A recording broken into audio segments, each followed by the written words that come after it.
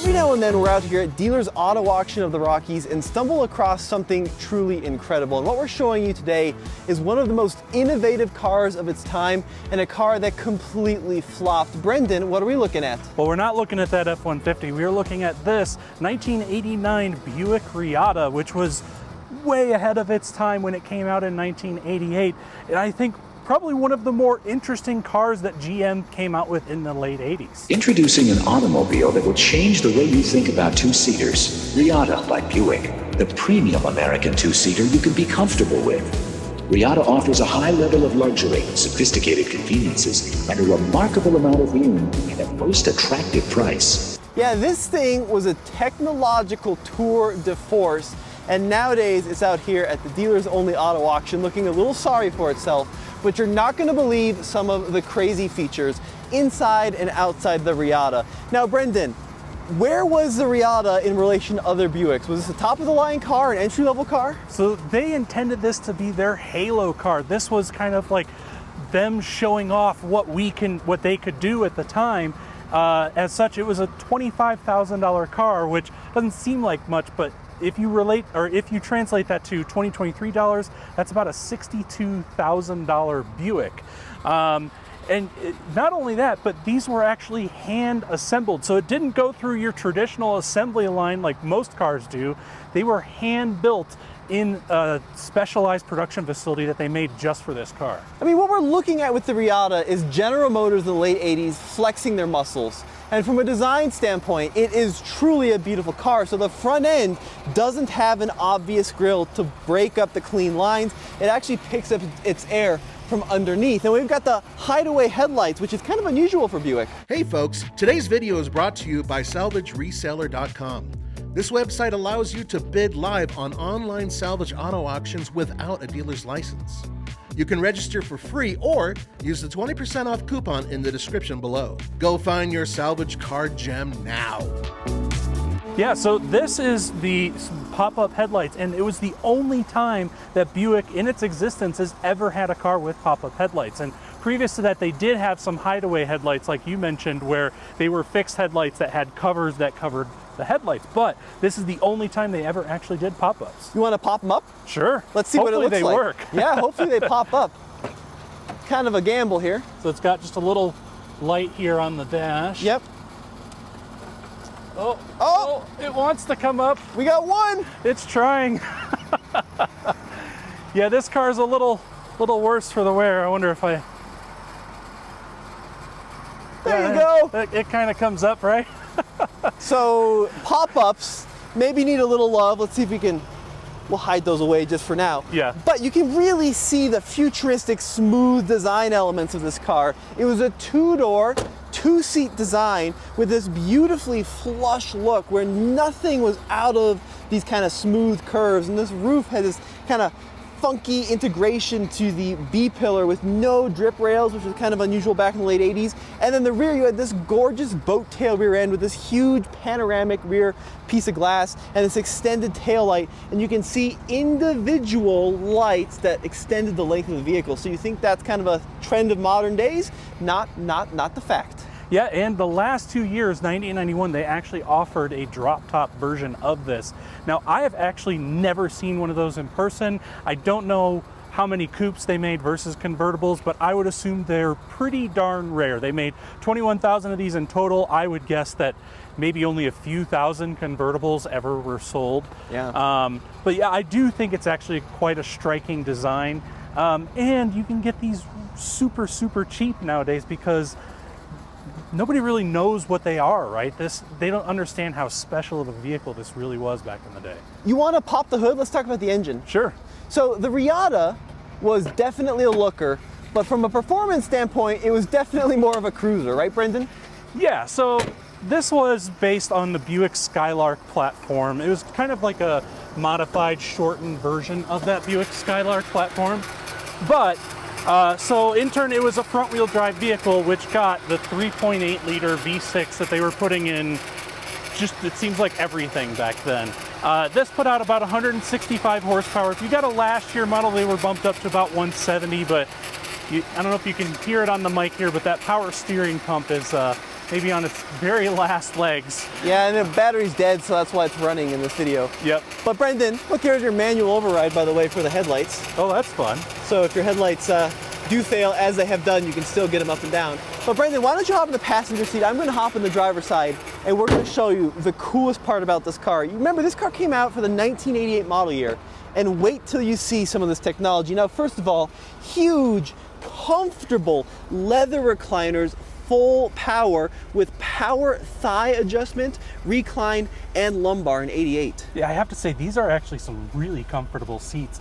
And then we do have our stuff back here, but in the back, you can see they had lockable storage back there, and they gave you a lockable pass-through, which this one's, I think, currently locked, to the trunk area. Very cool. And then wait till you see the futuristic dash layout. So you got these streaks across the door, enormous doors, and then you got this square binnacle with digital gauges, not too uncommon, but a digital touchscreen display back in 1988. Yes, and it is actually, you can see that I am touching it right now, and it still works, which I think is actually really cool to show, because do you think that 30 years later the current touchscreens are still going to be working? It kind of goes to show just how reliable these old touchscreens actually are. And you can see we've got gauge displays, so you can see your temperature and your oil pressure and even your RPM, right?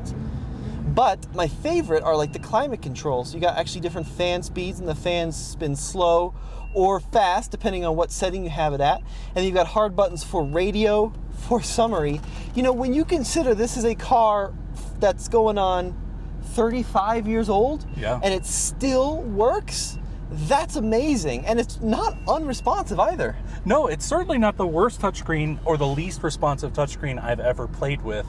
And it's just cool to know that the first attempt ever at a touchscreen, and 35 years later that it still works. I think that's just such a crazy idea, because usually when you think of being an early adopter of something, you are accepting the fact that it is not going to last forever, because you're basically like a test subject of something, a new technology that just came out. But they seem to have knocked it out of the park, at least as far as the late 80s go. Look at this, Friday, January 1st, 1988, baby. Nice. That's pretty cool. I love this. This is so fantastic. And it actually, I mean, it incorporates climate and radio all in one screen.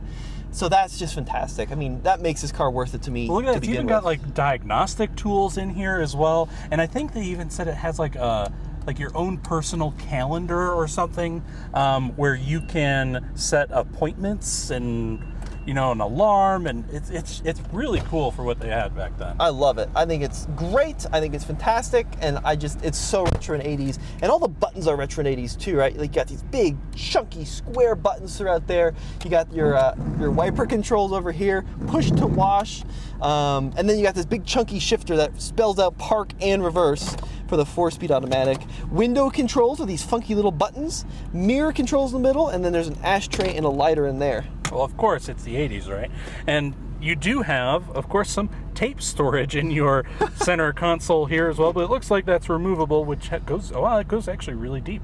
And the other thing too, Brendan, is the passenger side is recessed relative to the main binnacle, so you actually got pretty good room. Well, and the other thing that I noticed too is if you look back here, you'll notice all of these vents, and I'm wondering if that is part of the defrost or not, because you do have vents up here, but then you have additional venting here. Is that just like venting for the computers, you think, or is that like an additional defrost that it blows out of? Good question. I don't know. Huge 3-spoke steering wheel.